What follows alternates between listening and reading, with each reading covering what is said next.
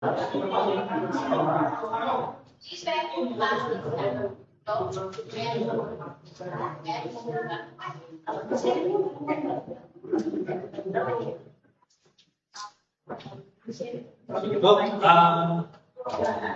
tayo po'y magsimula na. Manalangin po muna tayo saglit para sa pagsisimula ng ating sa prayer. Maraming salamat muli sa oras na ito na ibinigay sa amin. Maraming salamat, Panginoon, sa pagkakataon na pinagkaloob niyo po sa amin upang mapag-aralan ng Diyos. Tulungan niyo po kami, bagamat ang mga gagamitin namin mga lingwahe ay maaaring hindi kami pamilyar. Ngunit tulungan niyo po kami sa habang ng Banal na Espiritu ay maunawaan ang mga bagay ninyo. Maraming pong salamat. Ito po aming samutan natin sa pangalan ng Panginoong Hesus. Amen. So, nasa lecture number 3 na po tayo ng ating Book of Revelation series. Ito po yung pangatlong lesson natin. Get one and touch na lang po. Tapos, mag-review po tayo sa ating pinag-aralan from last. So, again po, paki-compile po yung mga natatanggap po ninyong lesson at lectures. Pwede nyo po yan balikan at muling sariwain, pag-aralan para po sakaling nakakalimutan po natin bigay po sa atin ng pag-aralan.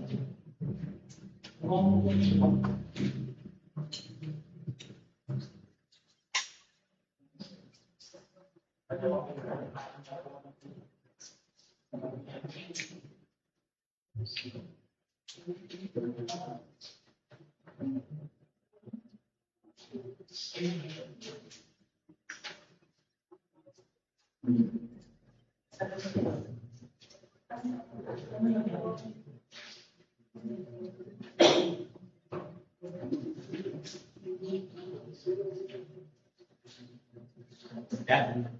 Sige po. Bago po tayo mag-jump sa ating lecture number 3, just to give you a quick review po sa ating napag-aralan. From last week, nakita natin na may iba-iba pong approaches kapag binabasa natin ang Book of Revelation o pahayag. Ibig sabihin, may mga iba-ibang posisyon patungkol sa Book of Revelation.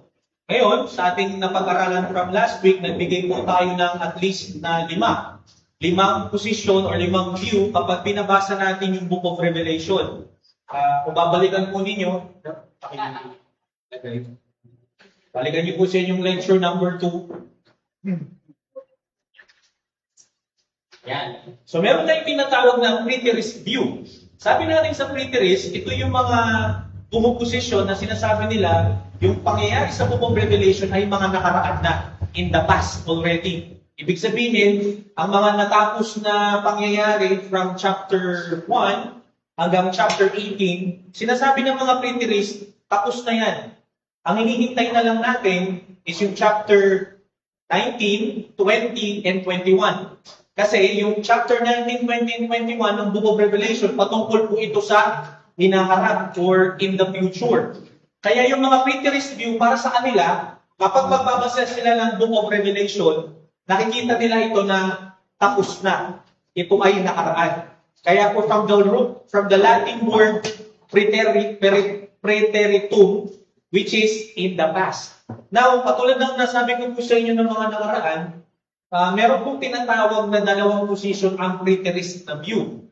Yung preterist view, meron tinatawag na full preterism. Pag sinabi natin full preterism, delikado po ito. Kasi ang sinasabi ng posisyon na ito, kahit yung pagbabalik ni Jesus ay nangyari na. Yung pangalawang pagbabalik ni Jesus ay nangyari na in the past.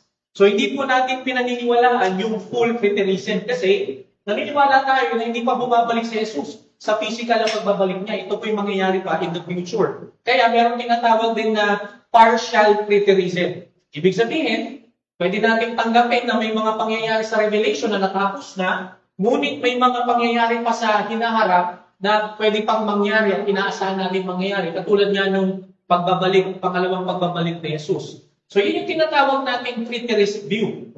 Ngayon, sinabi natin na merong strict yung preterist view. Kapag sinabi mong ikaw ay preterist, lahat ng sinabi sa Revelation na things must shortly come to pass, iniisip ko na agad na yung must come to pass, natapos na. Hindi siya mangyayari pa in the future. Naunawaan nyo? Kaya tawag doon, in the past. Ngayon, sa pangalawa nating posisyon, meron pong mga nagpapaliwanag ng historicist view. Yung historicist view, nakikita nila yung mga pangyayari sa Revelation ay parang series of history. For example, yung 7 churches. Yung 7 churches, pinapaliwanag nila ito sa history. Kunyari, yung mga lingwahe nila.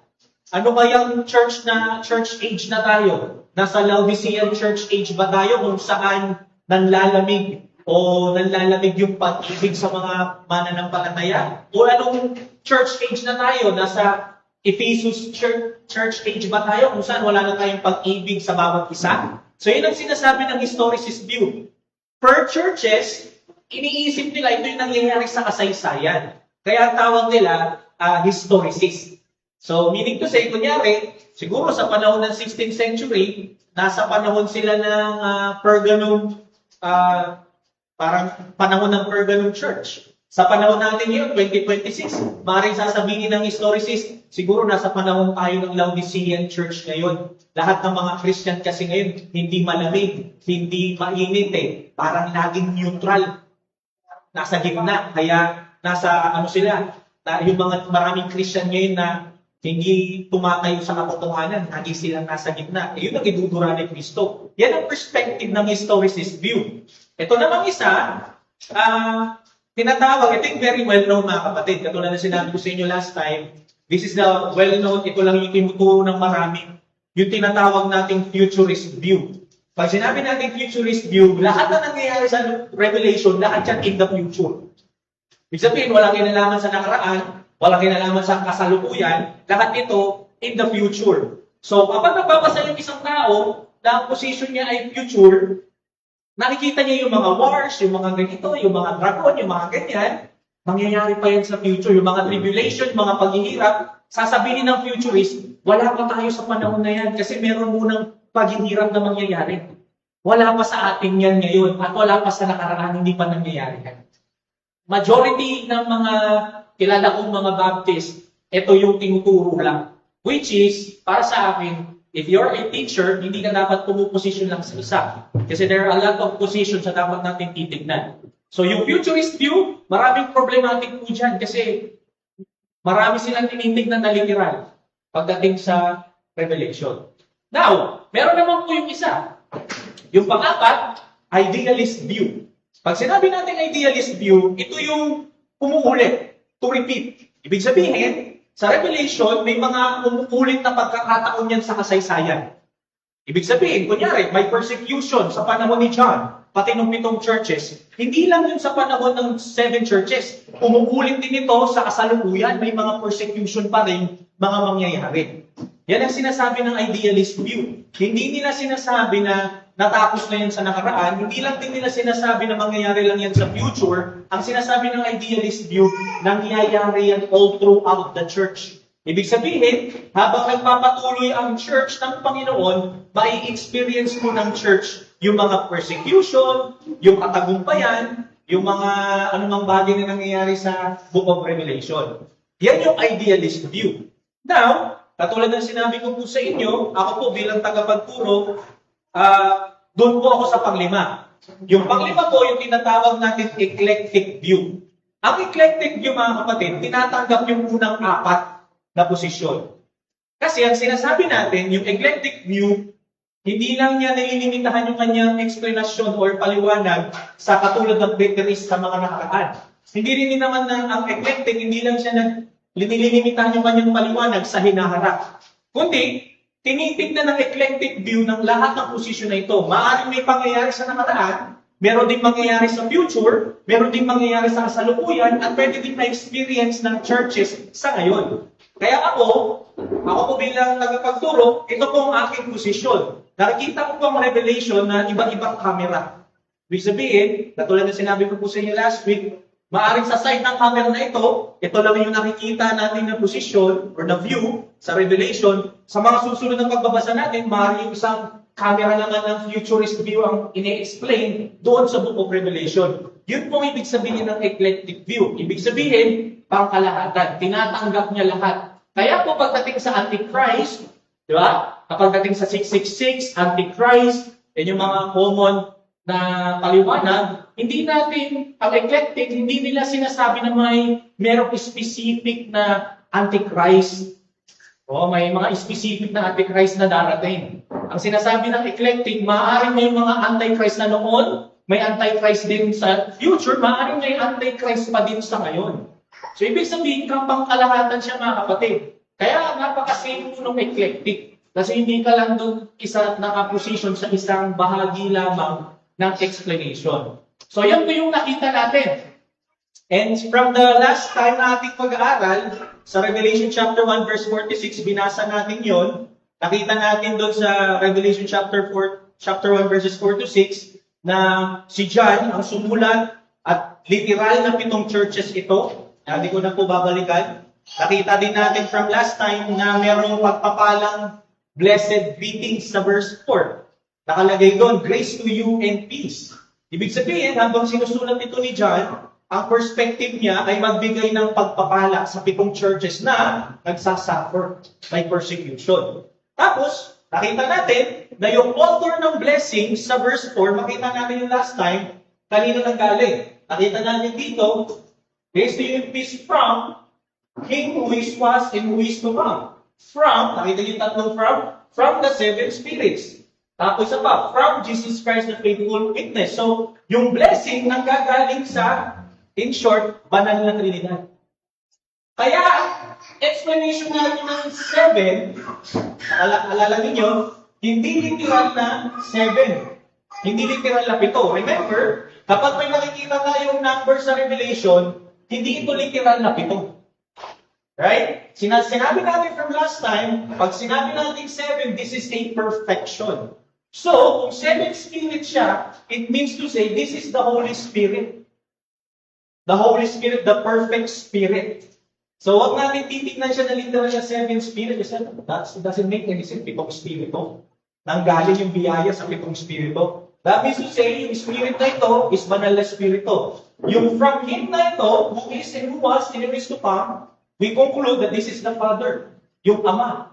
Bakit babalik? Bakit nakalagay who is to come? Mga kapatid, tandaan ninyo, ang nagplano ng pagbabalik ni Jesus, walang iba kundi ang Ama. Remember, ang sabi ni Jesus Christ, nung nandito pa siya, hindi ko alam kailan ako babalik, ang Ama lang makakakak.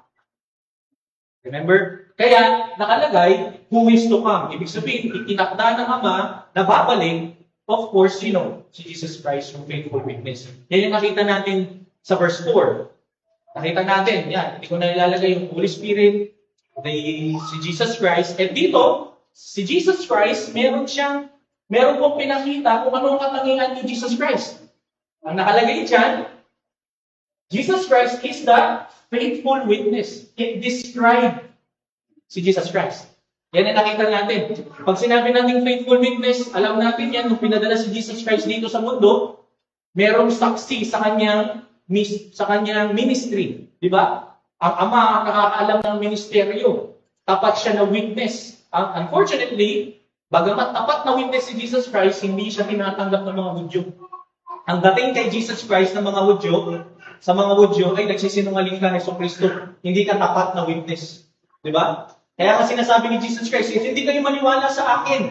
Meron akong witness. Sabi niya, ang witness niya, yung Ama. Kaya ang tawag sa kanya, faithful witness. Hindi lang yun, nakita natin from last time, He is also the firstborn of the dead. It means to say, when Christ died on the cross and resurrected, pag sinabi natin firstborn, siya yung pinaka. Kung ano ang nangyari kay Jesus Christ, yun din ang mangyayari sa atin. Mamamatay tayo, ngunit muli tayong mabubuhay. Kaya sabi dyan, He is the firstborn of the dead. Nakita din natin na hindi lang ganun si Jesus Christ. Sa katangian ni Kristo, ano ba? He is the ruler of kings on earth. Ibig sabihin, sa ngayon, sa panahon din ito, yung 7 churches na ito, bagamat merong persecution na darating sa kanila, ang gustong sabihin ni John sa kanila, tandaan ninyo, hindi naghahari ang masama, naghahari si Jesus Christ. Despite of sufferings, remember, nung isinulat ito ni John, nagbibigay ito ng paalala sa 7 churches na mayroong persecution na darating sa inyo. So, yung pagkasabi ni John na si Jesus Christ is yung King, ruler of the earth, ibig sabihin hindi si Domitian, hindi si King Nero, yung hari.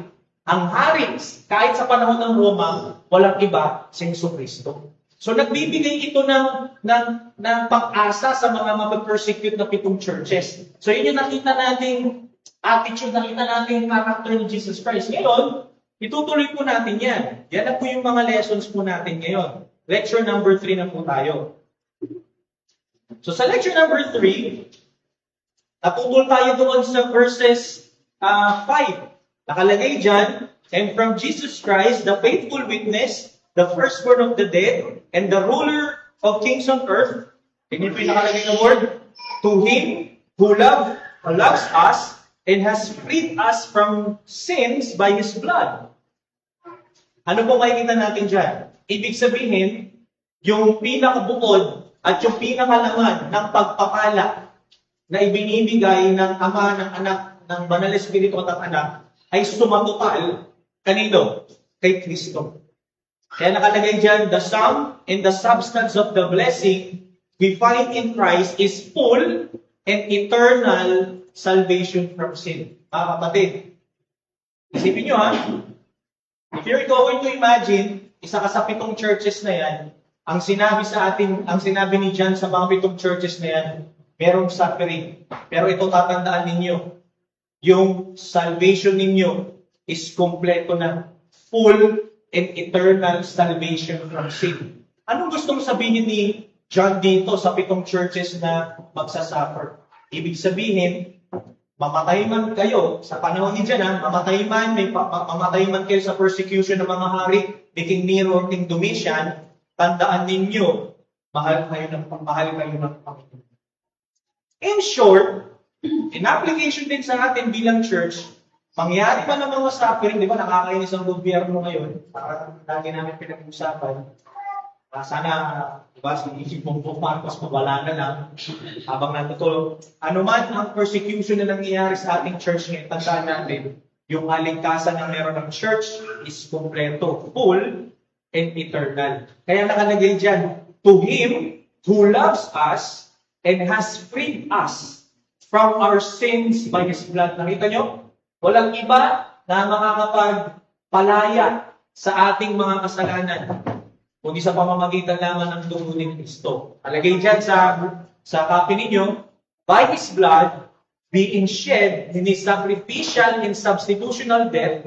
Pag sinabi natin sacrificial, si Jesus Christ ang naging nagsakripisyo ng kanyang buhay para saluhin yung ating mga kasalanan. Yung substitutional, ibig sabihin po niyan, siya yung pumalit sa posisyon natin bilang mga taong makasalanan. Okay, kaya substitution. Ibig sabihin, ikaw na makasalanan, hindi ka na itinuring na makasalanan ng Diyos kasi ang pumalit sa posisyon mo, sa pwesto mo, si Jesus Christ. Okay? Na dapat ikaw ang sasalo ng mga kasalanan mo sa harapan ng banal na Diyos na ito, ang ginawa, si Jesus Christ ang pumalit. Kaya substitution. Nagpalit kayo ng posisyon. Nagpalit ka bilang isang makasalanan, si Kristo na ang pumalit sa iyo. Kaya nakalagay dito, nakalagay dyan, Christ effectually secured full atonement for us. Meaning to say, nung namatay si Kristo sa cross, kaya po mga kapatid, maliwanag po sa atin. When Christ died on the cross, hindi siya namatay para sa lahat. He died for His people. Bakit? Yung people na ito, sigurado, binayaran na ni Kristo ng sapat.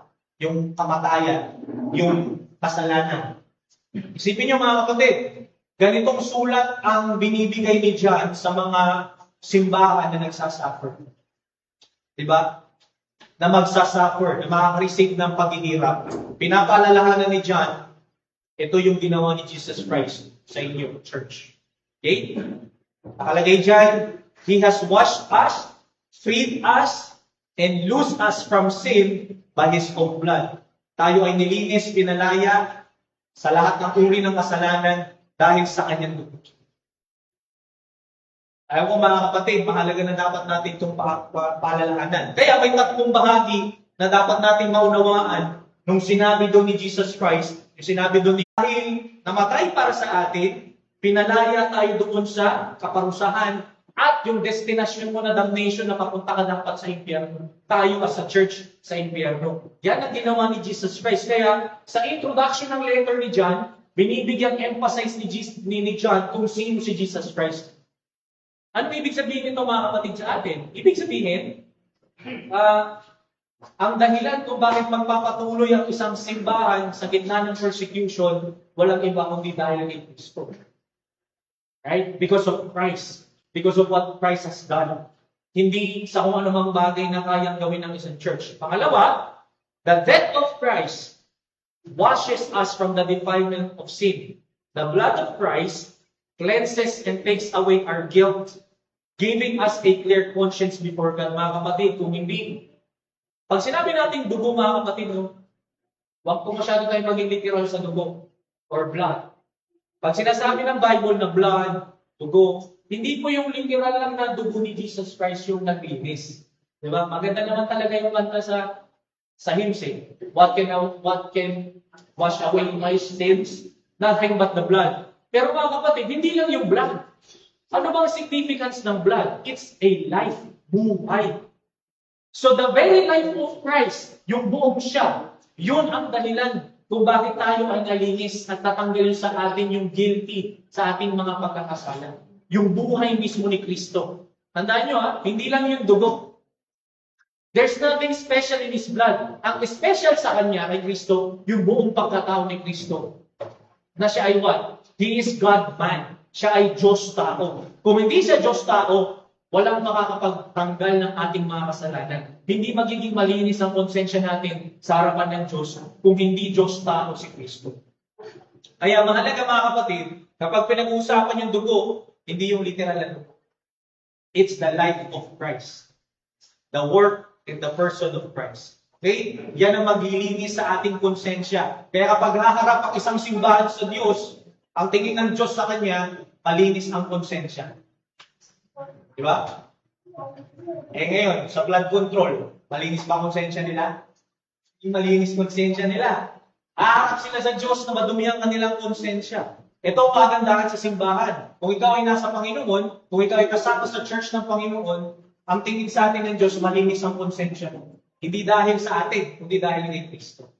Mahalaga yan. Pangatlo, makikita natin dyan, that Christ's death frees us from sin's power.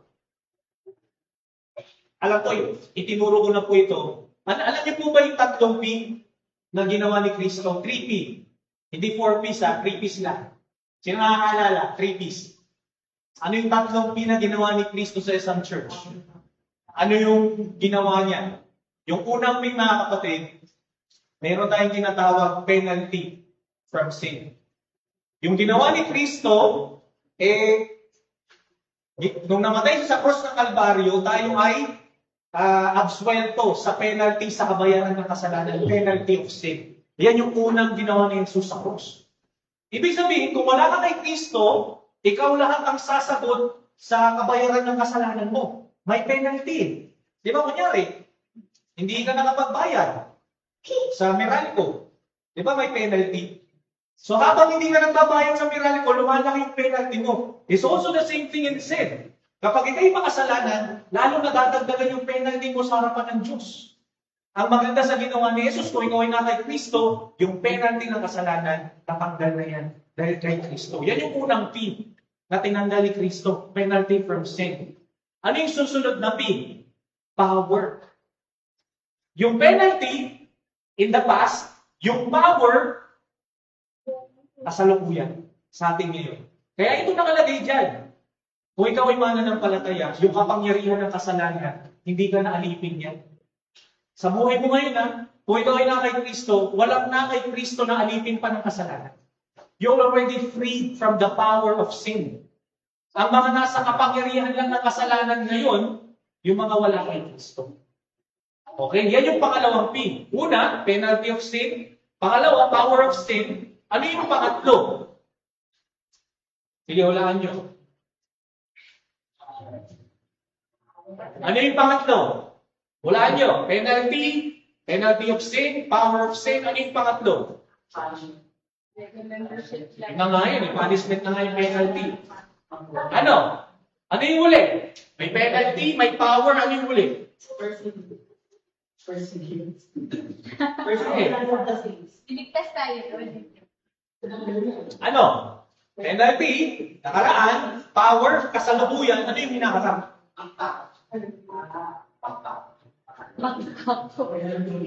Ano? Si Red? So, kung penalty nakaraan, power, di ba? Sa penalty po yun eh.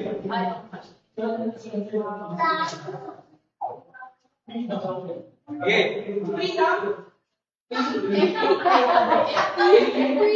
Pilipinong-Pilipino ka. Ano? Amen? Doon na yun eh, sa penalty.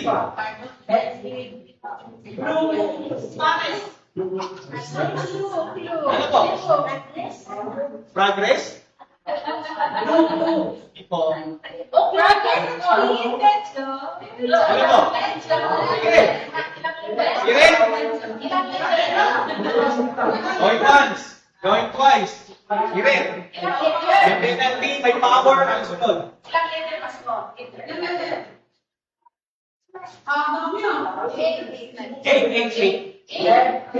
Eight letters. Penalty, power, ano yung sunod? Wala po dyan sa notes ninyo. Hindi ko nilagay. Wala po dyan sa notes nyo. Wala dyan. Kahit sa sunod. Ano? Siya nga, hindi po. Binigyan ko na kayo ng clue, di ba? Past, present, tsaka future. Past, present, future. Promise? Walang letter. Sige na? Blank of sin. God will save us. God will save, Christ will save us from the blank of sin. Di ba una? Power. Ay, penalty. Power. Tapos blank of sin. Of Ano? sin. Siret? Siret na. Sige.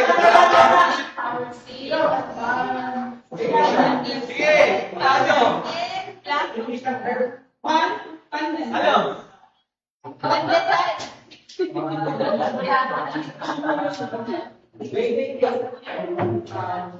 Next letter is Wala.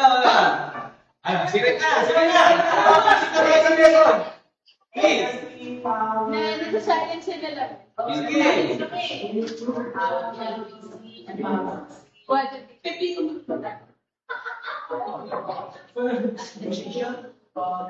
Ano ba? Malapit na.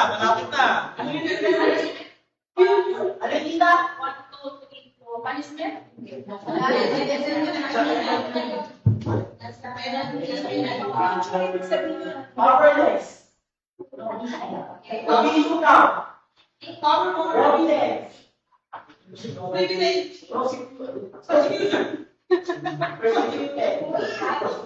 Oh, siret na. Okay ha?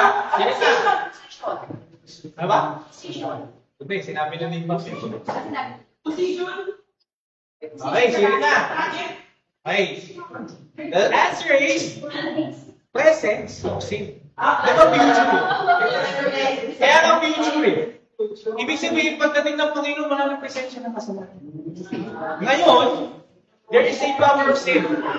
Pinalalayan tayo ng Panginoon sa kapangyarihan ng kasalanan ngayon. Pero, may paglalaban sa kapangyarihan ng kasalanan ngayon. Kasi hindi pa tayo tunay na ganap eh. Pero pagdating ng Panginoong Yesus, kapag naghari na tayo sa mundong ito, pag naghari na yung kanyang harian, wala nang presensya ng kasalanan, kaya hindi na tayo magkakasala.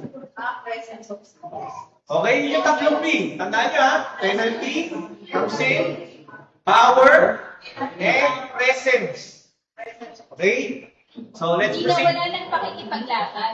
Wala nang pakikipaglaban sa kasalanan. Sa ngayon, may kapangyarihan pa rin ang kasalanan, kaya nakikipagbuno pa tayo sa mga kasalanan natin. Okay? So, let's proceed. Yan ang makikita natin doon sa verse. Ano pa makikita natin doon sa verse? Ang nakalagay dito sa verse, binasa natin, to Him who loves us and freed us from sin by His blood, tinipin nakalagay, and made us a kingdom, praise to His God and Father. Ano po ibig sabihin yan?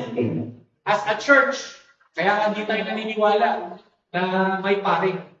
Kasi tayo na yung pare. Tayo, as a church, tayo na yung pare. Di na yung nakalagay? And made us a kingdom, praise to His God and Father. So, yung mga Roman Catholic na kiniklaim nila, sila lang yung priest. O, hindi yun ang sinasabi ng Bible. Tayo bilang mga Kristyano, tayo ang saints. Tayo ang yung mga pare. Okay? So, let's proceed. Sabi dito, saints are seated in heavenly places with Jesus Christ, and they have been given great authority. Tayo po bilang church, kasama tayo mag-aari ng Panginoong Yesus at binigyan tayo ng authority. Yan ang meron sa church. Ano ba? Although despised and often persecuted, the church, as it holds the gospel in its hands, is stand between men and the judgment. Tayo po bilang church, tayo po ay namamagitan sa tao at sa judgment. Bakit po? Nakalagay dyan. Sa pang-apat na bullet. The principal function of priest, however, was to mediate between God and man. As God priesthood in the world, the church mediates to bring men to God, both by priestly function of teaching the nation the ways of God, and by the offering of spiritual sacrifices. In short, mga kapatid, kung ikaw ay Christian, ikaw ay namamagitan sa taong makasalanan at sa Diyos. Of course, hindi tayo yung magliligtas. Pero tayo ang magbabahagi ng katotohanan ng ang patanging paraan lamang para magkaroon ka ng ugnayan sa Diyos ay sa pamamagitan ni Jesus. Yan yung gospel. Kaya ikaw ay priest, tayo ay priest. Imagine, di ba? Ito nga lang nakakatawa. Di ba minsan kapag may mga nasa office kayo or meron kayong school, nasa school kayo, nalaman nila na Christian ka. Di ba ang laging sinasabi, uy, di ba ang Christian ka? Pwede mo ba akong pag-pray? Pwede mo ba akong ipag-Diyos? So in a way, para kang tagapamagitan ng taong makasalanan sa banal ng Diyos. Pero hindi ikaw yung magliligtas. Ikaw yung nagsishare ng gospel. So ganun yung ginagawa ng mga Christian. Ganun ang ginagawa ng church. Kaya nakalagay, doon sa verse, ginawa tayong kingdom and priest to His God and Father. Mga kapatid, huwag niyo pong kalimutan yan. Basahin niyo na lang po yung mga verses na inilagay ko dyan. So, makikita natin sa huling verse, ang nakalagay, to Him be glory and dominion forever and ever. Amen. Ano ibig sabihin nito mga kapatid? Ito yung response. Ito yung response natin sa Panginoon. So dahil iniligtas niya tayo, ang dapat na respond o tugon natin sa Diyos sa Kanya lahat ng kapatiran. To Him be the glory, dominion forever and ever. Amen. So nakalagay dyan, we who understand the great sacrifice of Christ, who stood condemned in our place, know that all honor, praise, and glory belong only to the Lord Jesus Christ and to no other. Grace and salvation are from Him. All worship, dominion, and power therefore belongs to Him. Tingnan yung sinabi ni Joel Bicky dito. Sabi ni Joel Bicky, unless you receive the testimony and authority of the Lord Jesus Christ, you cannot be saved. He is the great prophet of our God. He has come to instruct us. He is the faithful witness, the first begotten of the dead, the prince of kings of the earth. He is the Father's right hand in glory, exercising dominion over all things in heaven and on earth. God has highly exalted Christ Jesus and given Him a name above every name. He is on the throne of the universe and will be there until all His enemies are made His footstool. He says, all authority in heaven and on earth is given to me. In short, mga kapatid, ang sinasabi dito ni Joel Bicky, kung ikaw ay na kay Kristo, kung tinatanggap mo yung katotohanan ni Kristo, Ikaw ay ligtas at kung hindi mo tinatanggap yung katotohanan kung sino si Jesus, hindi ka maliligtas. Siya ay hari ng mga hari, nag-ahari ngayon, kaya po mga kapatid, gusto ko pong sabihin, alam ko narinig nyo na to. Tayo bilang church, naniniwala tayo na si Kristo nag-ahari na ngayon. Nag-ahari siya ngayon. Hindi pasama ng pasama. Kung nag-ahari si Kristo ngayon, ibig sabihin, siya yung may control kahit sa masamang gobyerno. Kahit sa masamang gobyerno ng Pilipinas ngayon, yes, baliko ang presidente, baliko ang nasa government, pero tandaan ninyo, may haring matuwid si Jesus Kristo. At hindi magbabago yun. So yan yung nakita natin sa verse na binasa natin. Nakita nyo, nasa Revelation chapter 1 pa lang tayo, verses as 4 to 6. Kaya medyo mahaba-haba itong pag-aaral natin. Now, let's proceed. Sa Revelation chapter 1, verse 7 to 8. Sabi po dito, behold, ito, medyo magugulat kayo sa mga malalaman po ninyo.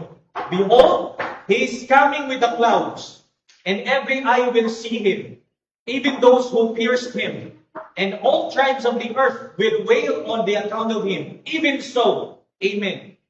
Sabi ni Jesus Christ, I am the Alpha and Omega, says the Lord God, who is, and who was, and who is to come, the Almighty. Pansinin ninyo mga kapatid, pag binasa niyo yung pinakahuling verse ng Revelation chapter 21, verse 22, parehas na parehas. Nakalagay doon, even so, come. Maranatha, come Lord Jesus. So, yung book of Revelation, mapapansin ninyo, nagsisimula siya sa prophetic announcement. Ibig sabihin, sa kung ano ang mangyayari sa pagbabalik ng Panginoon.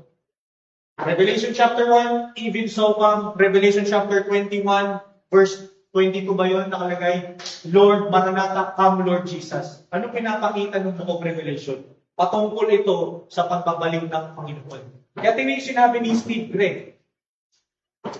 With the words, behold, He is coming, we are introduced to the great theme of the book. Yung po yung tema ng buong book ng Revelation. Kaya po hindi nakakatakot ang book of Revelation. Ito'y patungkol sa simula sa pagbabalik ni Jesus at hanggang sa dulo ng verse ng Bible ng Revelation patungkol sa pagbabalik ni Jesus. Wala pong nakakatakot sa book of Revelation. Okay? The comfort that the promise contains for the suffering believers and the warning of the obstinate will be elaborated upon throughout the remainder of the book. Ibig sabihin, pag binasa natin yung book of Revelation, makikita natin yung suffering ng mga 7 churches na ito, yung babala sa mga hindi nagpapasakop sa Diyos, yan yung mababasa natin all throughout the book of Revelation. So, nakalagay dyan, it is showing us the significance of the second coming for the Christian life. The one biblical truth that underlies the very heart of this book is that Christ is coming back. Ibig sabihin, ang heartbeat ng book of Revelation, Christ will come. We will come back again. Babalik po ang ating Panginoong Jesus. Yan ang itinuturo ng book of Revelation. His appearing will be a surprise and it will be bring this present evil age to a visible, historic, and cataclysmic conclusion. Ibig sabihin, ang pagbabalik ng Panginoon, of course, is a surprise. Pero mamaya, may mababasa po kayo, may tuturo po sa inyo. Magugulat kayo. Surprise, at ito yung katapusan ng kasaysayan. So, sino gusto magbasa po ng Luke chapter 12, verse 35 to 46? Yan, dito na po. Kung gusto niyo naman ng Tagalog, pwede naman. Luke chapter 12, verse 35 to 46. Sino gusto magbasa? Go. Verse 35, stay dressed proudly, and keep your lamps burning, and be like men who are waiting for the master to come home from the wedding feast, so that they may open the door once when it comes to pass. 37, blessed are those servants whom the master finds waiting in the house. Surely, as he will, he will address him for saying, for service is not better by evil. He will come and save you.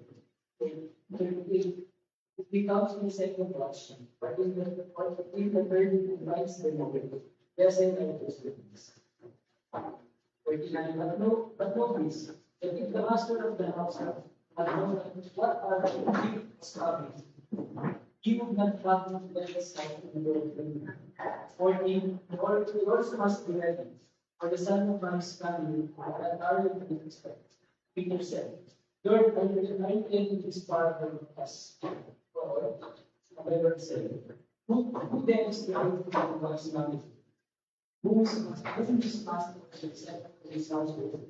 To give them their portion of the food at the proper time. This is the servant whom his master desires his soul, doing many tasks. Surely I say to you, he will set him over his possessions. But if the servant says to himself, my master is doing beyond, he begins to be away of his servants. When we can drink and take drunk, the master of the servant will come to the day, one and evening he does not expect. And an hour he doesn't have time. And we do not pieces. And would be with that. Thank you, Francis. So, dito sa verse na to, kung titingnan natin, ano kaya ang gustong sabihin ni Jesus Christ dito? Is it, pag binasa natin siya, is it pertaining to the future? When Christ will come physically? Or merong pinatutukuyan base sa context na maaaring babalik si Jesus Christ? So, yan yung susunod nating pag-aaralan ngayon. Nakita niyo po yung word sa verse 7, Behold, He is coming. Nakita niyo po dun sa verse, Behold, He is coming. Now, dito po sa position na ito, akala niyo, simple words lang yan. Yung kaninang sinabi ko po sa inyo, iba-ibang position, may iba po silang take sa Behold, He is coming. Sabi ng mga futurists, sabi ng futurists, yung tumitingin sa hinaharap, yung statement daw na somewhat literally seeing it a prediction of the second coming of Christ in the clouds at the end of the present age. Ibig sabihin, kapag ang position mo, futurist, kapag binasa mo yung Behold, He is coming, ang isip mo agad, future. Okay? Ibig sabihin, Behold, He is coming. Okay tayo? Sabi ni Jesus Christ, siya'y babalik. In the future siya. O nga, kapag futurist ang position mo, sasabihin mo, hinaharap ka rin siya. Okay? Merong isang posisyon. Ang tawag, idealist. Yung sinabi ko kanina. Idealist. Ang sabi nila, nakikita nila yung Behold, He is coming as one of several references to the second coming, though this approach is also at liberty to spiritualize the coming. Ibig sabihin, ang position ng idealist, hindi lang nila kinukulong ang kanilang sarili kapag sinabing, Behold, He is coming, sa literal na pagbabalik ni Kristo physically. Merong sinasabi na posisyon sa Revelation na darating si Kristo, hindi physical, but spiritual coming. Yung Behold, He is coming. Spiritual lang. Spiritual coming. Spiritual lang? O spiritual? Spiritual. Spiritual. So, dito makikita yung isang posisyon na preterist approach. Yung preterist, ang sabi niya, yung Behold, He is coming suggests that the passage, binasa natin kanina, does not predict the literal second coming of Christ. Hindi daw literal yon. Nung sinabi ni Jesus Christ, Behold, He is coming. Hindi pa yun yung second coming ni Christ. But, is a figurative description of Christ coming in vengeance to destroy Jerusalem, not in person, but using the Roman armies in AD 70. Remember, kaya yung Matthew 24, kaya yung binasa natin kanina, yung Luke na binasa natin kanina, akala nyo, no? Pang future, pero may tinuturo yung mga preterist. Ang sinasabi nila, hindi yung literal na coming ni Jesus Christ. Ano ba nangyari sa AD 70? Remember, sa AD 70 may nangyari. Nasira ang templo ng Jerusalem. Mahalaga ito mga kapatid.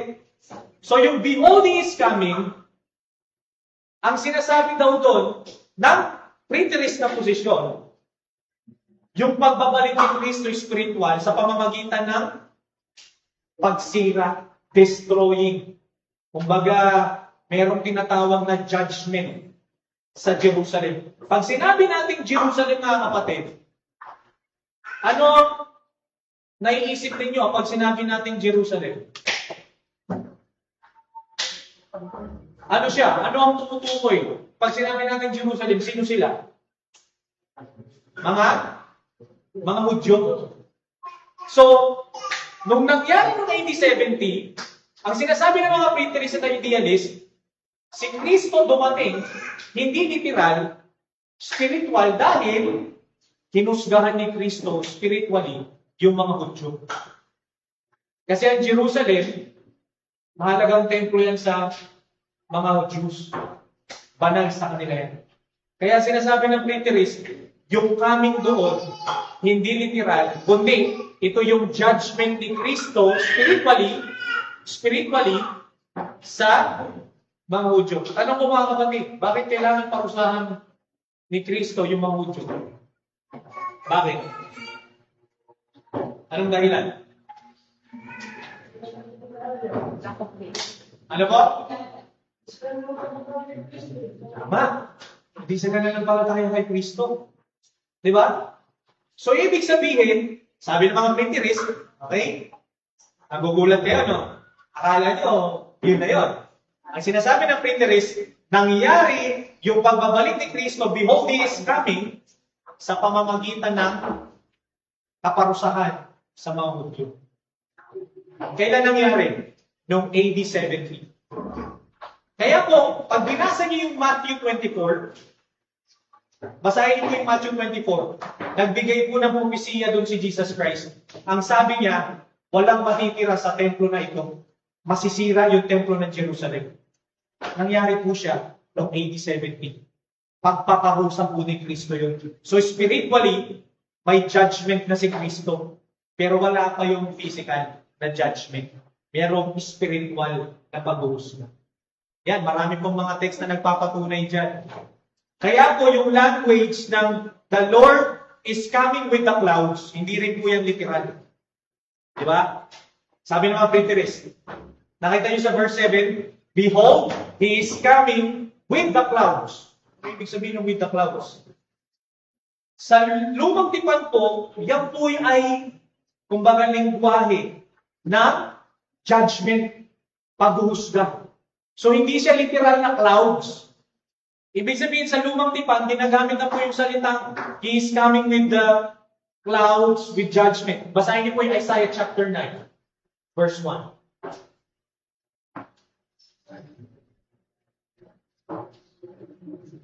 Ayan. But there will be no gloom for her who was in anguish. In the former time, He brought into the content the land of Zebulun, the land of Naphtali. But in the latter time, He has made glorious the way of the sea in the land beyond Jordan and Galilee of the nation. Proceed. Wala lang. So, makikita niyo po dito yung word na in the latter time. Kailan mangyayari yung judgment? In the latter time, in the latter days. Look at this verse. Sa Psalm chapter 104, verse 3. Yan. He lays the beams of the chambers on the waters. Look. He makes the clouds His chariot. He rides on the wings of the wind. So, ano ibig sabihin yung the clouds dito? May paparating na chariot. Of course, pag sinabi natin chariot, mga inutusan, may husga, may mga horses, may mga judgment na paparating. So when you're talking about the coming in the cloud, sinasabi ng mga preterists, hindi yan literal. Sa lumang tipan, lingwahe po yan ng paghuhusga ng Diyos. Okay? Kaya po yung nakalagay na He's coming with the clouds. Ang nakalagay po dyan sa letter C natin, within the lifetime of some of His contemporaries. Ibig sabihin, yung pag sinabing coming with the clouds, ay sa lifetime po nung makaka-receive nung liham ng sulat. Naunawaan po ninyo? Alam ko medyo... Cloud is like, parang symbolism of judgment. is a symbolism of judgment. Christ will come with judgment. With judgment, Yung spiritually, mga tao na nag-crucify. yes, yan yung susunod nating titignan. Kaya po mahalaga natin titignan ito mga kapatid, ano? We have to understand this kasi binibigyan natin ng deeper na posisyon para hindi agad tayo mag-assume yung behold is coming. Now, tignan niyo po yung Matthew chapter 16 verse 28. Sabi dito, truly I say to you, there are some standing here who will not taste death until they see the Son of Man coming in His kingdom. Meron daw kung hindi mamamatay. So, ito tanong. Sigurado ba? Na walang nagkandamatay? Malamang nagkandamatay na yung mga apostles. Tama? Bakit sinabi ni Jesus Christ na meron daw hindi mamamatay? At makikita nila yung Son of Man coming in His kingdom. Ang weird. Kasi, hindi ba, kung physical to, nagkandamatay ng mga apostles. Gets? Nakikis mo ba? So, yung sinasabi ni Kristo na hindi makikita, hindi mamamatay, mukhang malabo. Sabi kasi, truly I say to you, there are some standing here who will not taste death. So, pwede natin sabihin, bago pa noong AD 70, masasaksihan ng mga taong ito yung judgment ng Diyos sa Jerusalem. Kaya yung coming of the Son of Man in His kingdom, hindi pa ito physical. Pwedeng sinasabi ng mga preterists, yung Son of Man coming in His kingdom in a form ng judgment sa Jerusalem. Gets nyo? Spiritual judgment ni Kristo sa mga Hudyo. Kaya sinabi ni Jesus Christ, mangyayari ito at makikita pa ito ng ibang tao na kasama ninyo ngayon. Malamang nakita ng mga followers ni Jesus Christ yan. Kung paano nawasak yung templo. Gets? Ito pa isa. Matthew chapter 24 verse 30. Ang sabi ito, mga kapatid kita nyo? Kita nyo yung lingwahe? Then they will appear in heaven, the sign of the Son of Man, and then all tribes of the earth will mourn. Nakita nyo po yung nakalagay sa verse? Pag-mourn yung all tribes sa Revelation kanina, binasa natin, di ba? And they will see the Son of Man coming on the clouds of heaven with power and great glory. Again, dahil eclectic po yung view ko, pwede kong tanggapin na ito yung nangyari na noong 80-70, pwede din nating sabihin na pwede mangyari din ito sa future. Yes? Pero sa pagkakataon ito, may kausap po si Jesus Christ. Ang sabi niya, they will see the Son of Man coming on the clouds of heaven with power and great glory. Sinasabi ng mga preterists, yung pagdating ng Panginoon, spiritual coming ni Jesus Christ in a form of judgment, nangyari din noong AD 70. Ito po kasi Matthew 24, ang konteksto nito, propesiya po ni Jesus Christ sa Temple of Jerusalem. Pa-appear ng Matthew chapter 24, I think verse 1 ata eh. Ayan, this one. Matthew 24 verse 34. Tingnan yung sinabi. Truly, I say to you, this generation will not pass away until these things takes place. Yung judgment, yung propesiya ni Jesucristo sa Jerusalem, ang sabi, itong generation na to, sino yung kausap ni Jesus Christ na generation? Sino po? Mga apostles. Alam niyo po, ang Greek term po ng generation is aeon. Aeon. A-E-on. A-E-N pala. Aeon. Usually, mga kapatid, ganito katindi si Jesus Christ. Yung generation na to, ano siya, kapag translate nyo siya sa years, 40 years. 40 years. Remember, si Jesus Christ, ilang years siya nag-minister? Kailan siya namatay? AD 33. Tama? Yeah. AD 33. Namatay si Jesus Christ. Yun ang end ng kanyang ministry. Kung Kung sasabihin natin 33, 30, 40, 50, 60, 70. Yung this generation, from 30 to 70. 30, 40, 10 years, 50, 60, 70, 80, 70. Pinabi sa ni Jesus Christ na masisira yung Jerusalem, this generation equates po siya ng 40 years. Pag sinasabing aeon sa Hudyo, 40 years po yan. So kaya sinabi ni Jesus Christ, this generation will not pass away until this thing takes place. Kausap pa niya yung mga apostles. After 40 years, babagsak ang Jerusalem, which is exactly 70. Si Jesus Christ buhay pa, 30 years. 30, 40, 50, 60, 70. Ganyan ka-precise ang prophecy ni Jesus Christ. Kaya ang sinasabi mo madami, this generation na ito, natapos na. Kasi, yung generation, nangyari noong AD 70.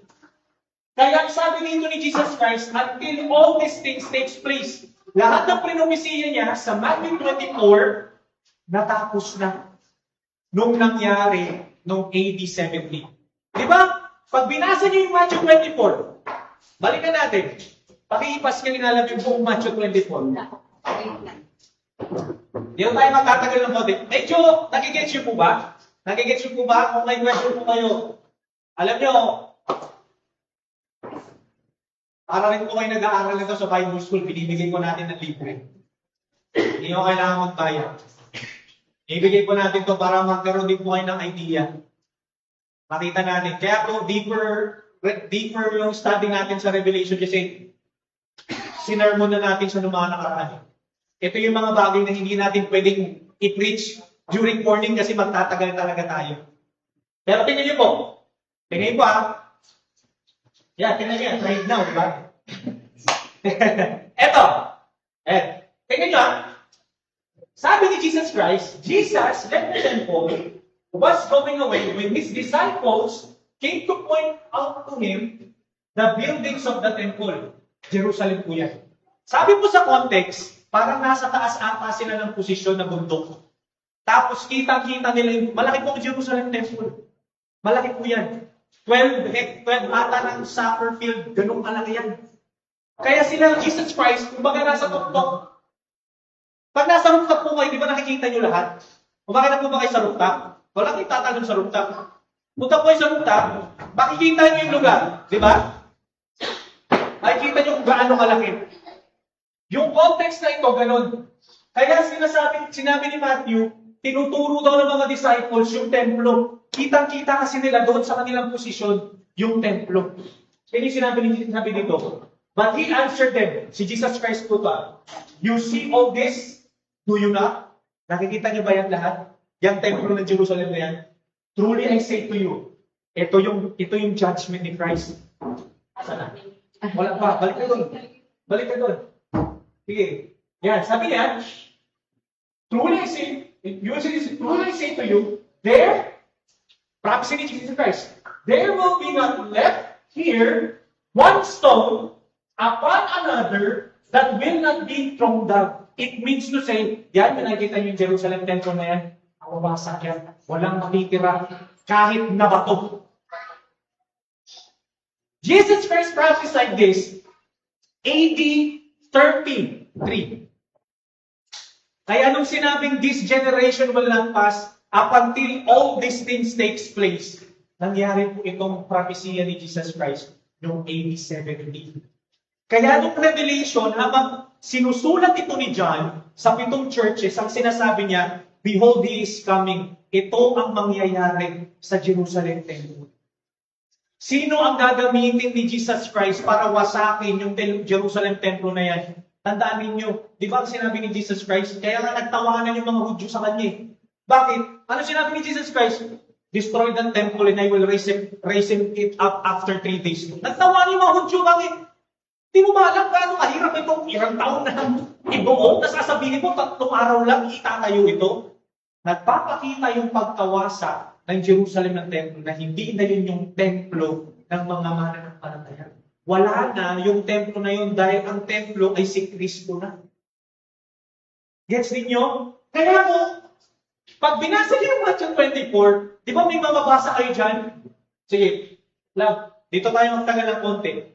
Kasi dito, nagkakaroon ng ibang interpretation yung iba. Latan yung Matthew 24 lang. Sige. Sorry po ha. Kailan, mga kapatid, kailan, ano natin, medyo, nakita natin. Okay na. Nakita nyo, yung language of the signs of the end of the age. Kapag futurist ka, iisipin mo sign of the age, future pa yan. Pero kung titignan natin ito na nangyari na during the AD 70, look at this. Ayan nyo ha. Ayan sabi. Sabi ng mga disciples. Kaya ko sinabi nasa taas sila nun, kasi yung position nila nasa Mount Olives, nasa bundok sila, kaya kitang-kita nila yung templo. Okay? The disciple came to him privately, sabi ng mga disciples, tell us when will these things be? Anong nasa isip nila? Yung iniisip nila, hindi future. Ang sinasabi nila, kailan mawawasak to Jesus Christ? Yung templo na yan, Jesus Christ, kailan mawawasak yan? Di ba? Kailan mangyayari yan? And what will be the sign of your coming at the end of the age? Kung papansinin natin ito, akala natin future. Ang sinasabi na, ito sabi ni Jesus Christ, see that no one lead you astray. Kita mo, kapag papasahin mo ng future, akala mo mangyayari pa lang sa future. Ito, for many will come in my name, saying I am the Christ. Ha? Di ba? Ito yung ginagamit ng mga dispensationalist eh. Yan lagi eh. Pagpanahon yan. I am the Christ, they will lead many astray. You will hear of wars and rumors of wars. Kita mo, may tira ngayon, darating na ang Panginoon. Ay, mga explanation namin yan. Ano ba sabi? See that you're not alarmed. For this must take place, but the end is not yet. Kailangan mo na mangyari yun, pero hindi pa yan nakatapusan. Kailangan mo na mawasak yung Jerusalem temple, pero hindi pa yan nakatapusan. Gets nyo? For nation will rise against nation, kingdom against kingdom, and there will be famines, earthquakes, in various places. All these are the beginning of the birth pains. Oh, di ba? Ito mo kaya yung mga yung mga futurists, ganyan, explanation yan eh. But if you're going to look at that sa historical perspective, bakit sinabi mo ni Jesus Christ? Remember mga kapatid, kapag gera, kapag may sasakop, di ba, na-experience yun na ba yan? Tanungin niyo yung mga nabuhay ng World War II ng mga nanay. Tingnan niyo kung ano yung buhay nila noon. Mahirap. Kaya may famine. Kapag may gera, pag may pananakot, may taggutom. Tama? So ito, mangyayari ito during AD 70. Why? Alam niyo po nung sinakop ng Roman Empire yung Jerusalem, Temple of Jerusalem, maraming pinatay ng mga nanay, mga tatay, mga matatandang mga Hudyo, pinagpapapatayan ng mga Roman soldiers kasi wala silang pakinabang eh. Tapos noong panahon na yan, of course, maraming magpapanggap na silang tagapagligtas. Bakit? Eh mga Hudyo, ito ako ang tagapagligtas, ito mangyayari sa inyo. Ano bang nakalagay nga dito? They will deliver, ayan, nakita niyo yung word? Then they will deliver you up to tribulation and put you to death. Ito ang mangyayari sa inyo kasi itong mga Roman soldiers, sasakupin yung Jerusalem Temple noong just sa AD 70, kapag sinakop kayo, kayong mga Christian, mamamatay kayo. Anong context ng Revelation? Di ba gano'n? Yung 7 churches, they will be persecuted. Kaya sabi ni Jesus Christ, maging ready kayo. 7 churches, kapag sumakop na itong AD, kapag pumasok na itong Roman Empire na ito, mamamatay kayo lahat. Ito mangyayari sa inyo. Some of you will be persecuted. Right? So, hindi pa ito nangyayari kasi wala pang AD 70. Kapag nangyari yung AD 70, ito ang mangyayari sa mga Christians. May taggutom, yes. Kaya tingnan nyo, ito yung word, di ba? Sabi dito, tingnan nyo, and many false prophets will arise and lead many astray. Yes. Pansinin nyo yung Book of Revelation. Di ba? May mga nagpapanggap dyan ng mga false prophet. Kasi, hindi pa nangyayari yung AD 70. Kasabay itong pagkasulat na ito, kasabay ito na mangyayari. sa prophecy ni Jesus Christ. Ano pang sabi? And because lawlessness will be increased, the love of many will grow cold. Yan din ang sinasabi ng Revelation. May mga tumalikod sa Panginoon na churches. Kasi matindi yung persecution eh. Then every sabi pinakadulo. And this the gospel, but the one who endures to the end will be saved. Bakit? Malamang, kailangan mag-endure. May sabi rin eh. Sasakupin ng Roman Empire yung Jerusalem Temple. Pero ang sabi, bilang Kristiyano, kailangan nyo magtiis. Kasi kapag nasa under kayo ng hari ng Roman Empire, mamamatay kayo, ipipersecute kayo, kailangan nyo magtiis. Kailangan nyo magtiis. Kay King Nero, kailangan nyo magtiis. Kay King Domitian, di ba pinag-aralan natin last time, kailangan nyo magtiis. Kasi mamamatay kayo. Pero yung mananatiling tapat sa Panginoon, maliligtas. Okay? Yan sabi dyan, and this gospel of the kingdom will be proclaimed throughout the whole world as a testimony to all nations, and then the end will come. So in short, mga kapatid, itong Matthew 24 is in context sa prophecy ni Jesus Christ noong AD 7. Kaya yung sinasabi dyan, okay, marami tayong matapos, yung coming of the Lord, di ba? Ay hindi po yan agad na physical coming ni Jesus Christ. Yung coming of the Lord, pwede nating tingnan na ito yung judgment ni Kristo sa Jerusalem ng AD 70. Yan po nakalagay dyan.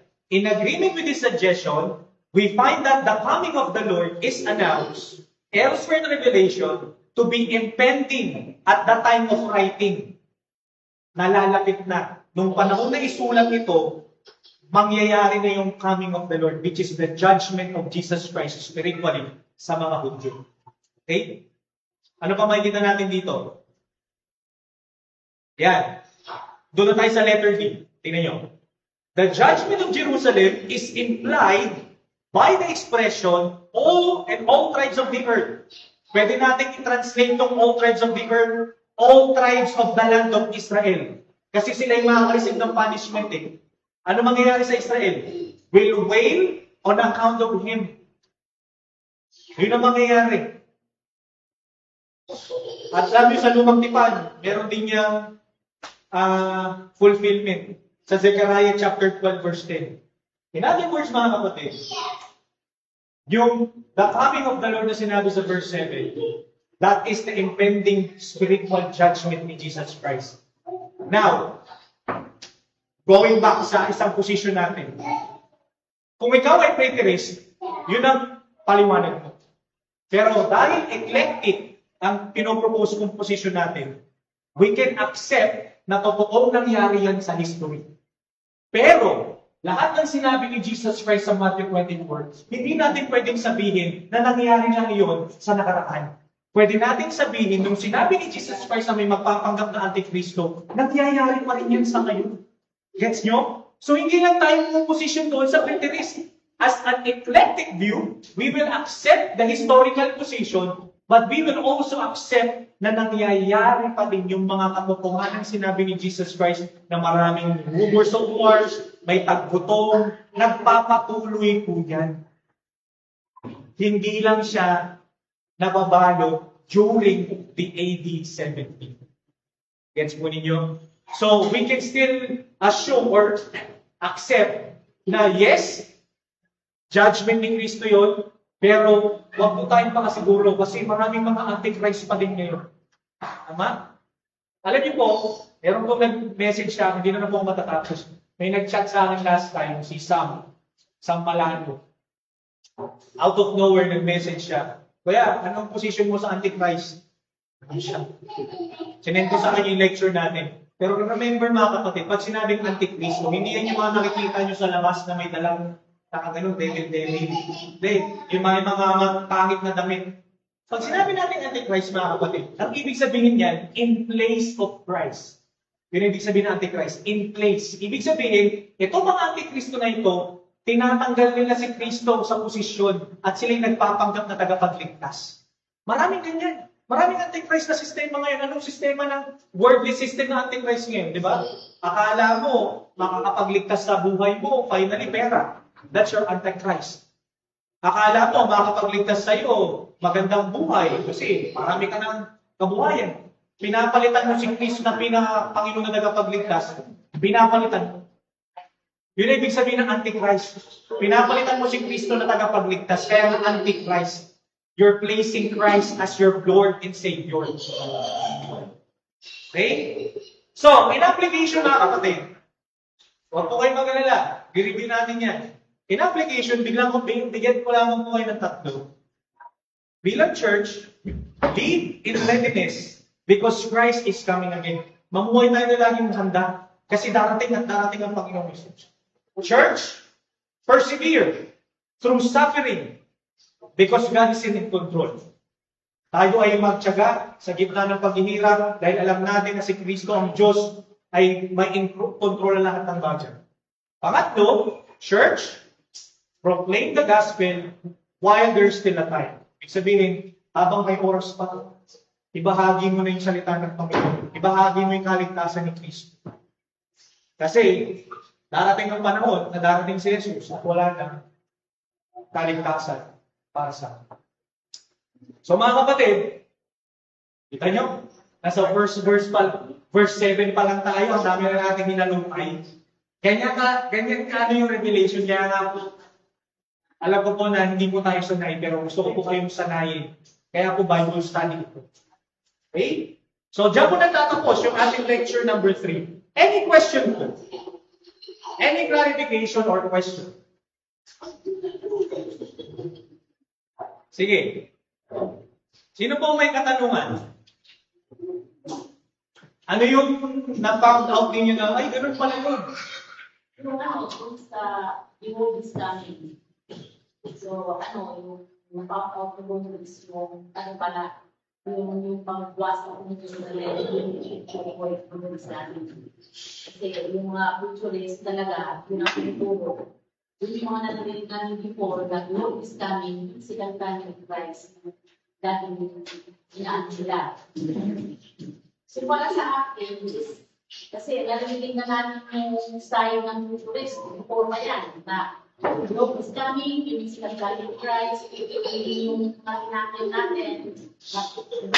persecution, burden. So, ang aking position is, tama lang naman din na, kasi sa apat na yon, hindi mo man ma-sure kung anong position mo. So, ang para sa akin, is yung application na lang. Ang application, kasi yung apat na views, wala kang makuwakan na this is the true talaga eh. So, kaya sa akin, application, may sinasabi na hindi mo kailangan readiness, university, patuloy. Ayun po, Tita Ige. Sino pa po ang may tanong? Ito po yung panahon para magtanong or any clarification. Sa palagay ninyo parang bago sa inyo, or take na parang or additionally, something? Yung future lang, kasi tita daw siyempre yung salita yung future. So parang tinutuko lang, na-open lang tayo na yes, it can also happen in the future. But dapat hindi po natin i-discredit kung may historical reality din noon na nangyari na natupad. So, at patuloy po na nangyayari ngayon. Ang mahirap po kasi sa posisyon natin before, lahat ng nangyayari ngayon, paghihirap, lahat ng nangyayari na kaguluhan, wala pa yan. Kasi sa future kasi dyan mangyayari. Opo. Diba? Wala yan. Okay, tayo, sige lang. Kasi future pa, hindi tayo maganas ng tribulation. Kahit, di ba, ang daming martyrs na namamatay na yun.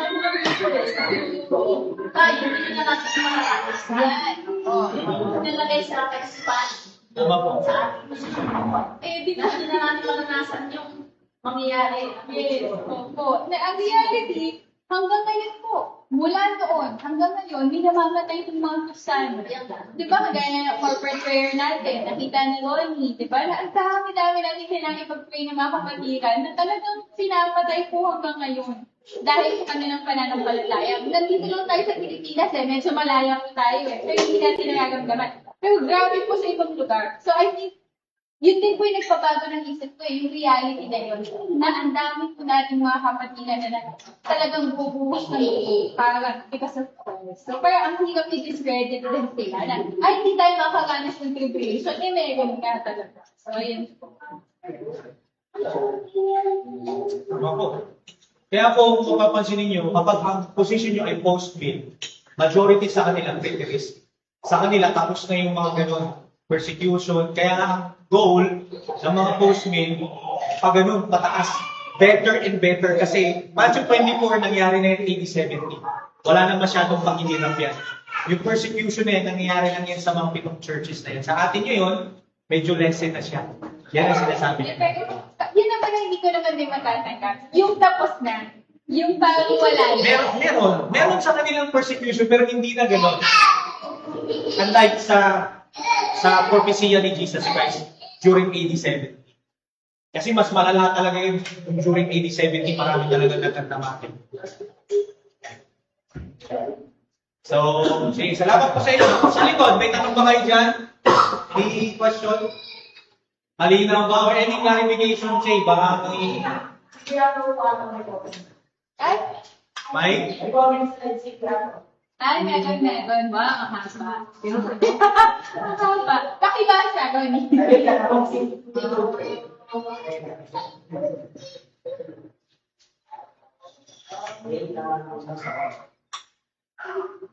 Yung comment niya to, statement of Statement niya.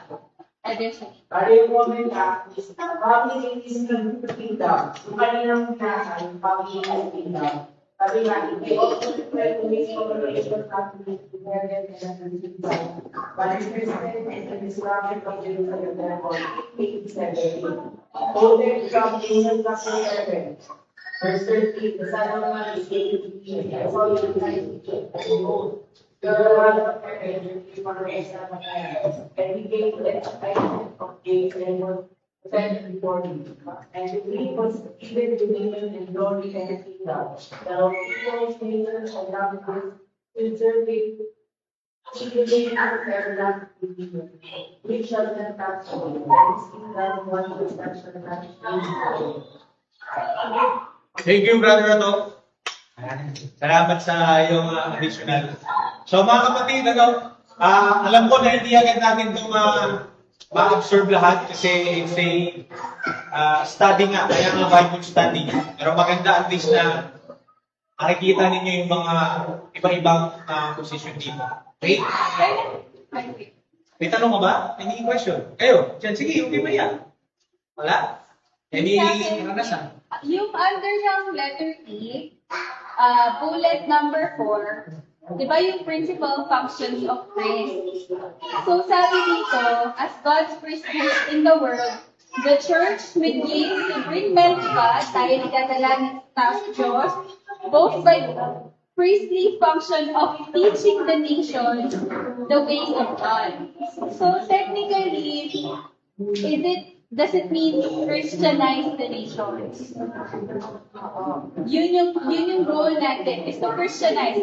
We don't know if they're gonna believe truly, but we're just have to push through yung Christian. Pag sinabi po natin Christianize the nation, hindi po ibig sabihin kailangan makakilala kay Jesus ka. Ibig sabihin, ang promotion, ipopromote ng isang church, ipopromote natin bilang mananampalataya is yung values of the Word of God sa isang bansa. Okay? Kaya nga po, kung titignan natin ito, we can pray. Of course, we hope and pray that God will raise up a leader na talagang Christian. Talagang pakahawakan yung salita ng Diyos. So talagang tunay na Kristiyano, ha? Kasi ngayon, ang daming mga nasa Senado, pastor pa nga, di ba? Kuloko, mga kuloko, di ba? Mga sablay, di ba? Pero we pray as a church na mag-raise talaga ng isang Christian leader na pangahawakan yung salita ng Diyos as a firm standard of the morality ng isang society.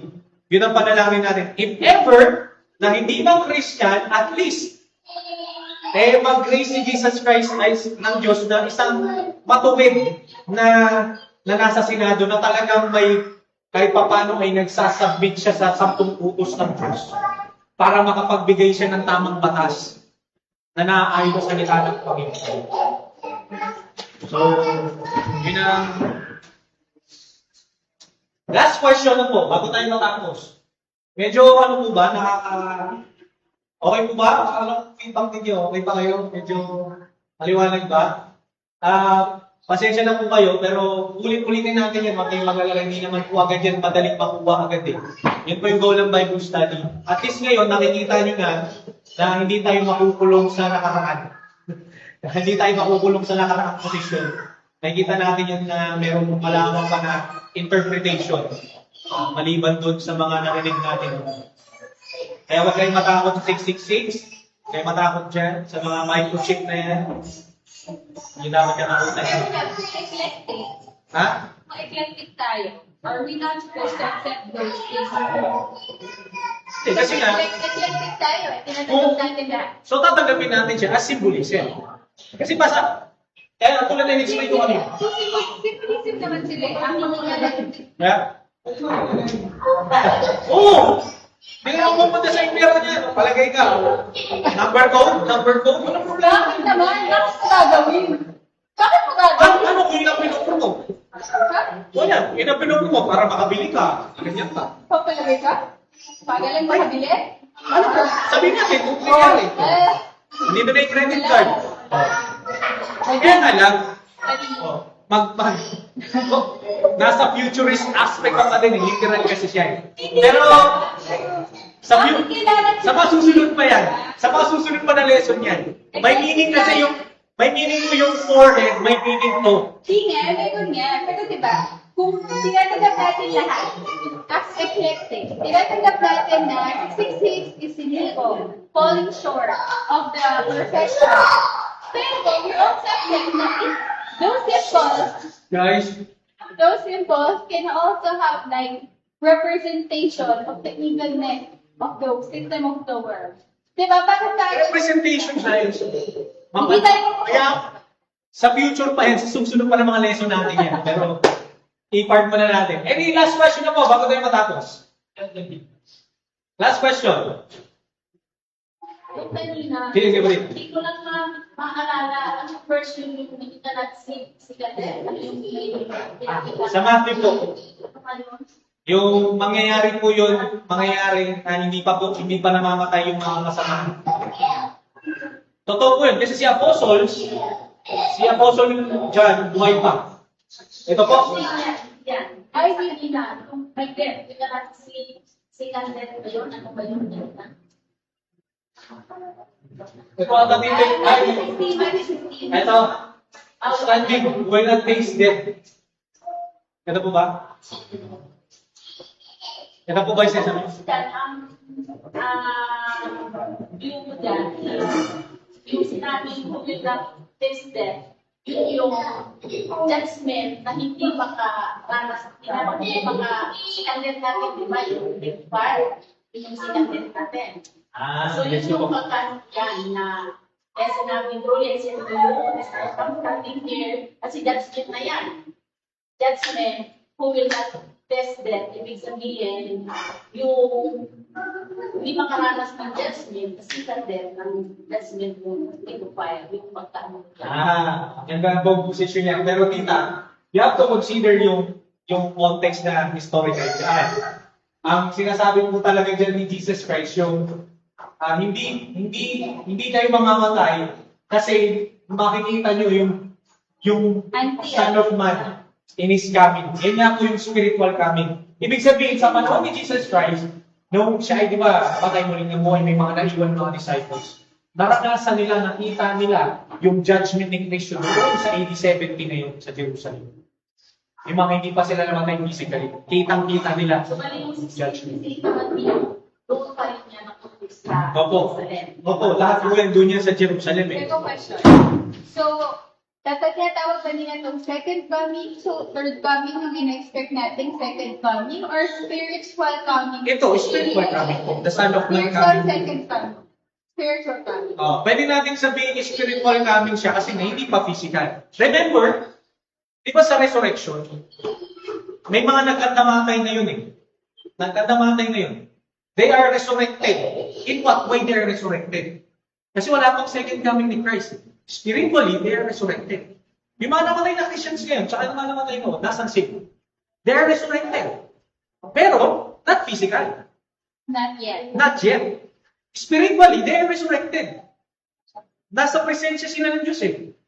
Pero, yung second coming, doon papasok yung physical resurrection kasama ng ating mga physical. It's also the same thing, the spiritual judgment ni Christ. Meron siyang spiritual coming na hindi pa yung physical. May spiritual judgment and physical judgment. Yes. Which is second coming lang. Doon niya Your humusgan. physical din yung naging judgment sa kanila kasi nasira yung temple.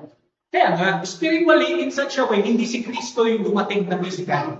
Kaya nga, kapag full preterist ka, yun ang gagawin mo, inaisipin mo posisyon. Ang full preterist, si Kristo mismo dumating na doon. Dumating na si Kristo pangalawang pagbabalik physically, at siya yung nag-judge. May pumuposisyon po dyan, hindi lang pinapaniwalaan natin. Sabi natin, partial preterist, na naniniwala tayo na yes, dumating si Kristo, pero in spiritual way because of the judgment na pre-proclaim niya, na pre-prophesy niya noong AD 70, nung nasira yung Jerusalem. Okay? So, yun po.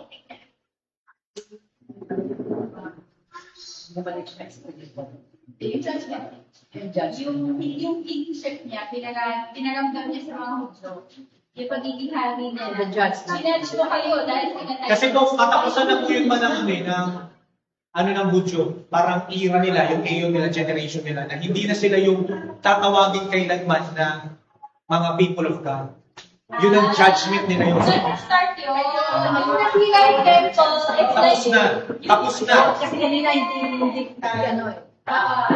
Yung spiritual judgment na yun, nagpapakita na yung kanilang, they're not be called as people of God anymore. Kasi parang medyo, parang walang walang sense kanina eh. Parang ngayon, yung pala yun. Okay. Kaya po yung generation na sinasabi natin, yun talaga katapusan na ng generation ng mga Hudyo. It's already done. Hindi dahil Hudyo kayo pa rin yung people of God. No. Kaya nga po yung sinabi ko sa inyo kanina, yung templo na ngayon si Jesus Christ. Kaya nga tayo priest na eh. Di ba paliwanag sa verse kanina, kingdom, priest to God? Hindi na lang. Akala ko ba tayo yung temple? Temple tayo sa Holy Spirit. Kaya as a whole, mama, si Jesus Christ din mismo is the head of the church. That's the temple. But, ano siya? We are part of the body of Christ. And He is the head. He is still The yung... temple also, Oh. just like us. So, Pagkawasak ng Jerusalem, yun yung mag-start ng hindi na yung sila ang nation. yes, yun po ang sinasabi ng mga theologians patungkol doon, yung end, yung katapusan. Kaya, ano po yun, malaking judgment po yun sa mga parang yun yung purpose na kung bakit kailangan magkaroon ng spiritual coming si Christ as a judgment sa Jews. sa Jews. Kasi they are rejected eh. They reject this, this Savior. They reject their Messiah. Diba? So, yun ang resulta ko nun. So parang there are specific verses in the Bible na judgment lang for the Jews, not for the whole world. Yes, katulad ng judgment na yun, ginawa na niya for the Jews lang yun eh. Tapos ginamit niya yung mga Roman Empire, mga hindi yung Jew. So, yun po yung perspective na. Pasensya na po, hindi ko po nabigyan ng mga yun, pero yun po yung purpose. So, the end of the age nila, tapos na sila. Yet, of course, as eclectic, yung end of the age yan, di ba, the sign of the end of the age, talagang sa second coming of Christ. Yung eclectic na position. Combination pa rin yan. Kaya nga, safe yung eclectic. we combine those strengths ng mga apat na position na yan. Yun yung para sa akin na mas safe na. So parang we don't need na magkaroon ng specific na posisyon, but we know that there's going to be a second coming. We accept that there has already been a judgment sa Jews, and there's going to be a judgment sa buong mundo. Yes, physical. And salvation para lahat. Salvation still. So, I think that's it. Okay na po ba tayo? Masarap mga gano'n sa isip, no? Ayan talaga. Sige, let's all stand up para matapos sa ating Bible study. Tinatawagan ko po si, Papa Joe. Please yung po yun.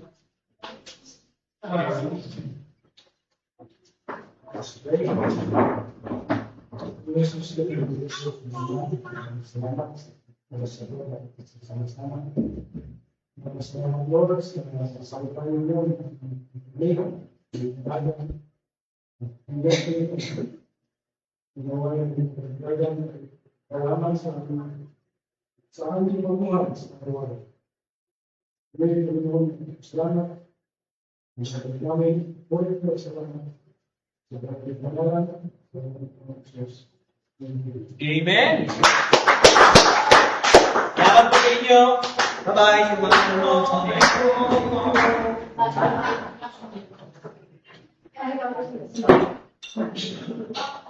Hindi na lang